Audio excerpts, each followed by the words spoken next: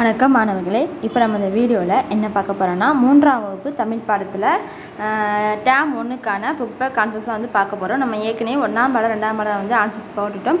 அதை பார்க்கலான்னா பிளேலிஸ்ட்டில் இருக்க போய் பாருங்கள். இப்போ நம்ம 3ஆம் பாடம் மாட்டு வண்டியிலேக்கான ஆன்சர்ஸ் பார்க்கலாம். ஃபஸ்ட்டு சரியான விடையை தெரிவு செய்க கொடுத்துருக்காங்க. வயல் கூட்டல் வெளிகள் இச்சொற்களை சேர்த்து எழுத கிடைப்பது டேஸ். ஆன்சர் வயல்வெளிகள். அடுத்து இரண்டாவது கதை கூட்டல் என்ன இச்சொற்களை சேர்த்தெழுத கிடைப்பது. ஆன்சர் கதை என்ன. தண்ணீர் இச்சொல்லை பிரித்தெழுத கிடைப்பது தன்மை கூட்டல் நீர். அடுத்து நாலாவது மேலே இச்சொல்லின் எதிர்ச்சொல் வந்து கீழே. அடுத்து நட்போட எதிர்ச்சொல் என்னன்னு கேட்டிருக்காங்க. ஆன்சர் வந்து பகை. அடுத்து வினாக்களுக்கு விடையளிக்க இப்போ ஒவ்வொரு கொஸ்டின்ஸ்க்காக நம்ம ஆன்சர்ஸ் நம்ம பார்க்கலாம். ஃபர்ஸ்ட் கொஸ்டின் பாருங்கள். இளமதியும் வளவனும் தாத்தாவுடன் எங்கு சென்றனர். ஆன்சர் எழுதிக்கோங்க.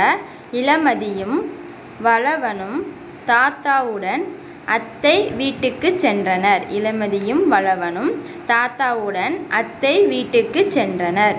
அடுத்து இரண்டாவது கொஸ்டின். கதை கேட்ட குழந்தைகளிடம் தாத்தா கூறியது என்ன. ஆன்சர் வந்து கதை கேட்ட குழந்தைகளிடம் தாத்தா புதிர் போட்டார். கதை கேட்ட குழந்தைகளிடம் தாத்தா புதிர் போட்டார்.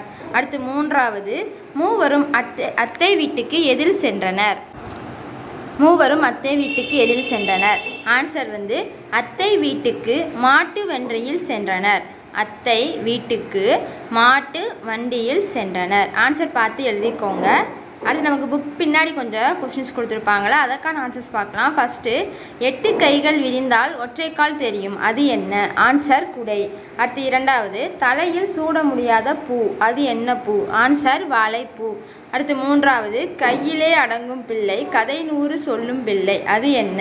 ஆன்சர் புத்தகம். அடுத்து நாலாவது அன்றாடம் மலரும் அனைவரையும் கவரும், அது என்ன. ஆன்சர் கோலம்.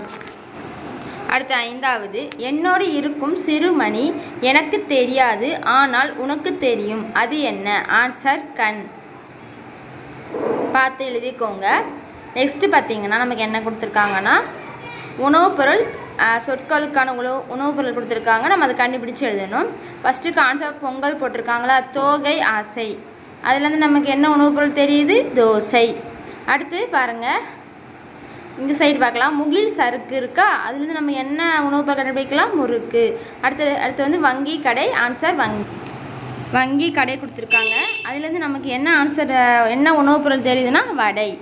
ஆன்சர் பார்த்து எழுதிக்கோங்க. நெக்ஸ்ட் படத்துக்கு நம்ம அடுத்த வீடியோவில் பார்க்கலாம்.